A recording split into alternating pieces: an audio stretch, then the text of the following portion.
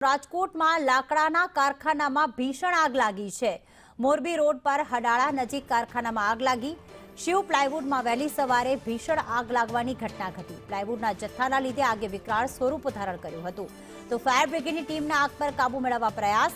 Morbi road પર શિવ પ્લાયવુડમાં વહેલી સવારે ભીષણ આગ લાગવાની ઘટના ઘટી છે।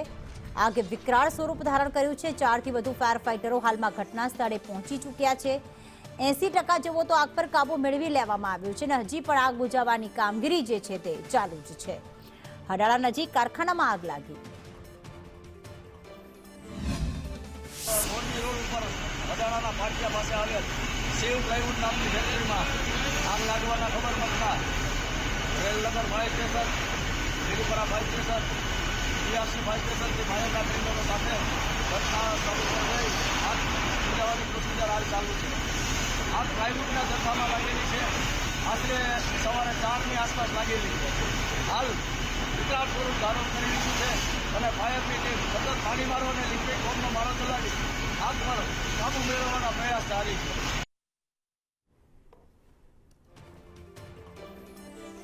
તો જે પ્રમાણે એક્સક્લુઝિવ આ દ્રશ્યો કે જેમાં 80% તો આગ પર કાબુ મેળવી લેવામાં આવ્યો છે। હજી પણ આગ બુઝાવવાની કામગીરી ચાલુ છે। 4 જેટલા ફાયર ફાઇટર પાણીનો મારો સતત ચલાવી રહ્યા છે।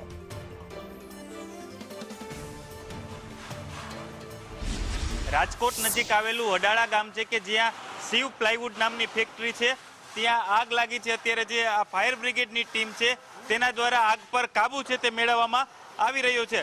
સવારે 4 વાગ્યાની આસપાસ આ જે ગોડાઉન છે ત્યાં આગ લાગી હતી અને રાજકોટ ફાયર બ્રિગેડને આ સમગ્ર ઘટનાનો કોલ મળ્યો હતો। ત્યારબાદ રાજકોટથી 4 ફાઇટર ગાડી છે તે આગ બુઝાવવા માટે પહોંચી ગઈ હતી। મારી સાથે ફાયર ઓફિસર છે, આપણે તેના સાથે વાત કરીશું। શું કહેશો, કઈ પ્રકારની સ્થિતિ છે?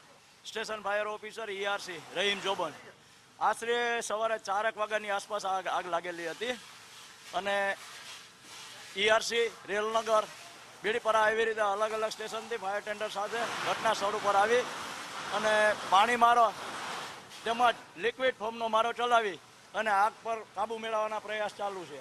આગ અત્યારે 80% જેવી કાબુમાં આવી ગઈ છે। હવે જે નાના સ્મોક છે અને નાના જે જ્વાળા નીકળે છે એને બુઝાવવાની પ્રોસિજર ચાલુ છે। આગ લાગી એનું પ્રાથમિક કારણ કઈ સામે આવ્યું છે? આગ લાગી એનું કોઈ પ્રાથમિક કારણ ચાલુ નથી। શું કે રાત્રિના સમયે હતી, મોર્નિંગમાં વહેલી સવારે 4ની આસપાસ હતી એટલે કોઈ કારણ જાણવા મળેલું નથી। આ ગોડાઉન છે, આમાં કોઈ લોકો ફસાયા હતા આગ લાગી ત્યારે? નહીં, ત્યારે તો સંપૂર્ણ માલિકનું એવું કહેવું છે કે કોઈ હતું નહીં, એમ બંધ હતું। માલિક કોણ છે આના? માલિકનું નામ હજી જાણવા મળેલ નથી પણ એ બહાર જ છે યાર। આ ચોક્કસ હું તમને દ્રશ્ય બતાવીશ કે જે આ પ્લાયવુડનું ગોડાઉન છે કે વહેલી સવારે 4 વાગે છે તે આગ લાગી હતી। અહીં જે પ્લાયની સીટું રાખવામાં આવતી હોય છે કે જે સનમાઇકા માટે વપરાતી હોય છે તે અત્યારે બળીને ખાક થઈ ચૂકી છે। લાખો રૂપિયાના જે સામગ્રી હતી ફર્નિચરને લગતી તે તમામ અહીં રાખવામાં આવી હતી। શિવ પ્લાયવુડ નામનું આ ગોડાઉન છે કે જ્યાં વહેલી સવારે 4 વાગ્યે આગ લાગી હતી। આગનું કારણ છે તે હજુ પણ અકબંધ છે। 80% આગ છે તે હજુ કાબુમાં આવી ચૂકી છે પરંતુ 20% આગ છે તે કાબુમાં આવવાની બાકી છે। સવારે 4 વાગ્યાથી અહીં 4 ફાયર ફાઇટરો છે કે તેના દ્વારા તનતોડ મહેનત કરવામાં આવી હતી અને આગને છે તેને કાબુમાં લેવાના પ્રયાસ છે તે કરવામાં આવ્યા હતા। કેમેરામેન વિપુલ બોરીચા સાથે દિવ્યેશ જોશી, સંદેશ ન્યૂઝ, રાજકોટ। તો જે પ્રમાણે 4 થી વધુ ફાયર ફાઇટર હાલમાં ઘટના સ્થળે પહોંચી ચૂક્યા છે।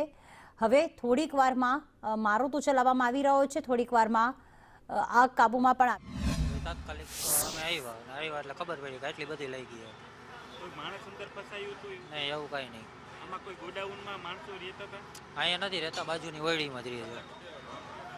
આપણે ફાયરના સાધનો કેવું રાખી છે, ફાયર સેફ્ટીના સાધનો છે। કેટલું નુકસાન થયું છે?